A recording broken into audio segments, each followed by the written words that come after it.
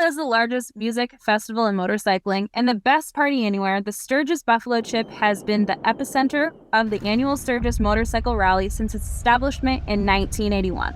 It remains one of the world's most televised and longest-running independent music festival. My name is Olivia Goheen, and I am here with some two legends of the Sturgis Buffalo Chip. You have been bringing the party for many decades at this point, so give us the intro, guys. Rod Woodruff, thank you. And Woody, everybody, or a lot of people say it. It's my son, Daymon, who's really the brains of the outfit, right?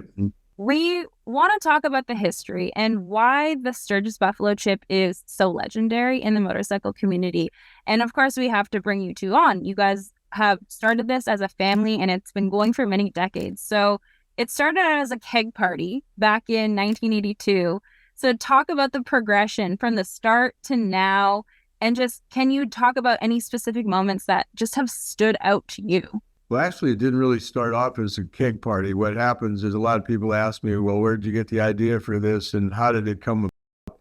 And I always tell them it's just kind of a whole thing is just kind of a natural outgrowth of throwing keg parties when I was in high school. But when we started the Buffalo Chip, the city of Sturgis was trying to keep motorcycle people from coming into town. Mm-hmm. And so they wanted to get rid of the riffraff that's a quote from the mayor at the time in South Dakota. Kind of the sort of the officials and the law enforcement attitude for a number of years there was that everybody who was on a motorcycle was probably a career criminal. Mm-hmm. And so it was nice for them to have. What we did is we created a space outside of town where they were welcome to come, and they came. Rod persevered for 43 years, and over that period of time, it's now become still what we call the best party anywhere and the largest music festival in motorcycling, with some real legitimate music and a lot of motorcycle lovers.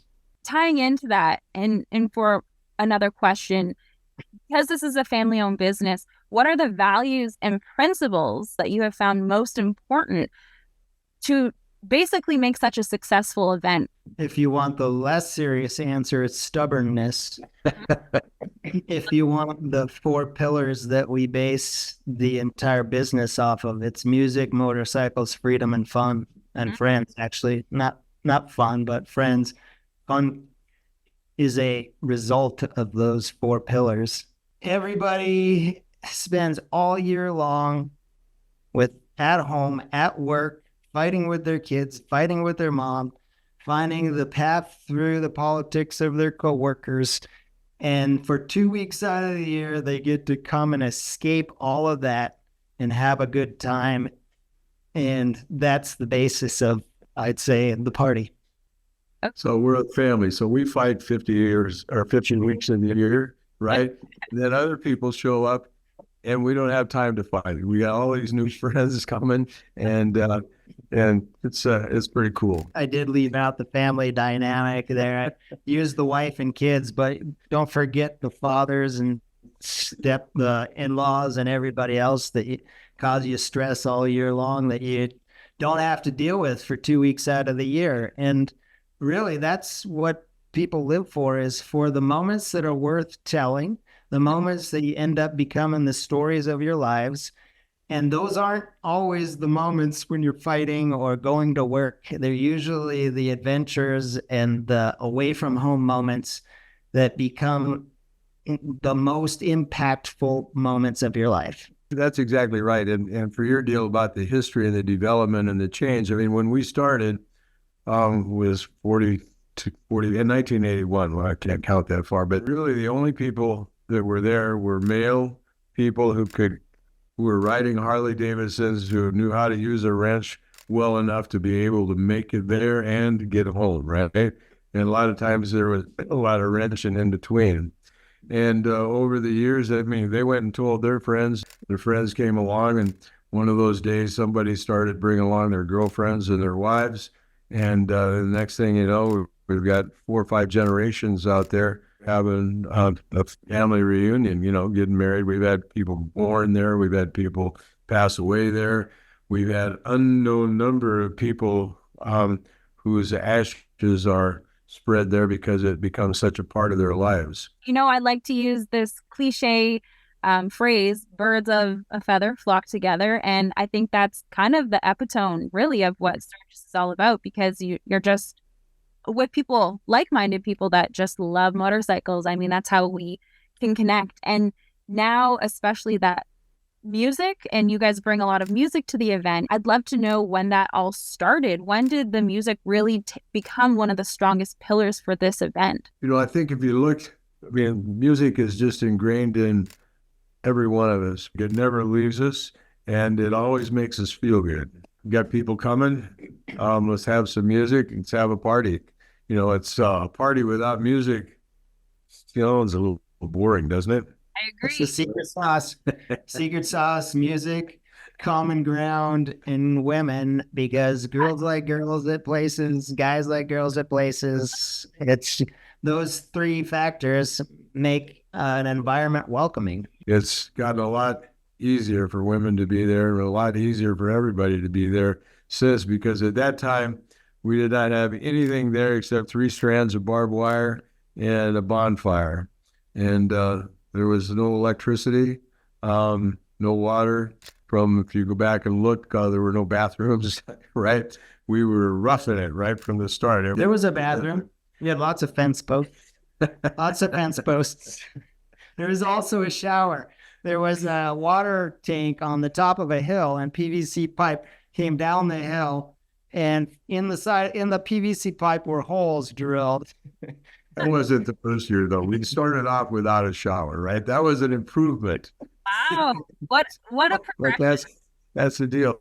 Well, you made do with what you got. And Yeah. I feel like this is a very nostalgic conversation for you right now, looking back. And if you had to tell me one of the craziest memories that you have from all the years you've been doing it, what is it? Because I'm asking this because, this event is known to be rowdy and crazy and fun. So what's the first crazy moment that sticks out in your head? When I heard of some of the stuff my son had been doing out there.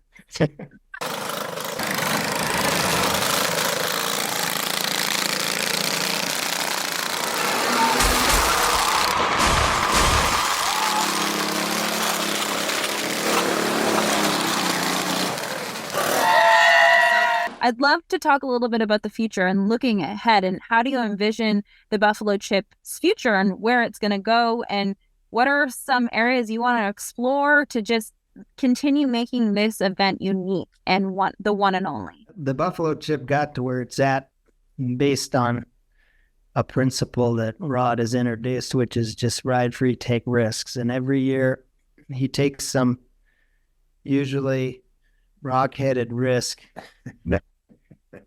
And from a series of risks over years, when you're dynamic enough to risk and change, then you will deviate from a standard cultural path. And when you talk about the future, you can't possibly say what the future is going to give us, other than that we're going to continue to be dynamic enough to risk deviating from the norm. And that deviation changes culture, changes perspective, and keeps you young and fresh. And that is the direction that we intend to continue on. Rod, I have a question. How much of your involvement is still close in with the team in creating this, or have you kind of gave the reins to your son? What's the deal with that? I think you should ask him if he has the reins or not. But, yeah, he does a lot, and he's got the imagination, and he's the well-spoken of the bunch. Right? If you ask him if he's retiring anytime soon, the answer is a clear and resonant everyday no.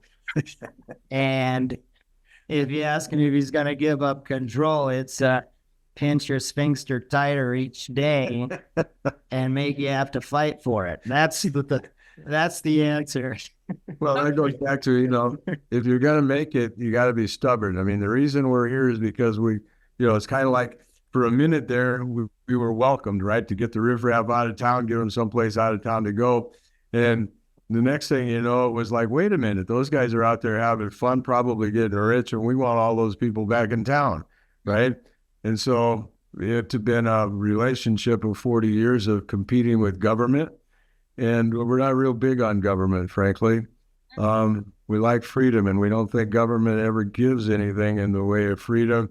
It can only take it away. And so that stubbornness certainly plays into some of this, because we had plenty of opportunity to say, I give up, right?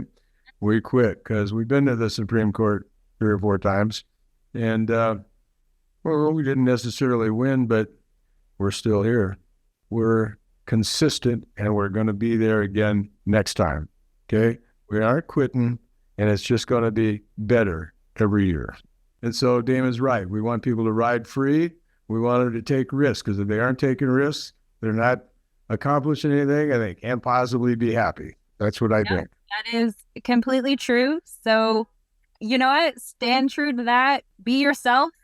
Take on the risks. And thank you very much again. And we will catch you guys next time.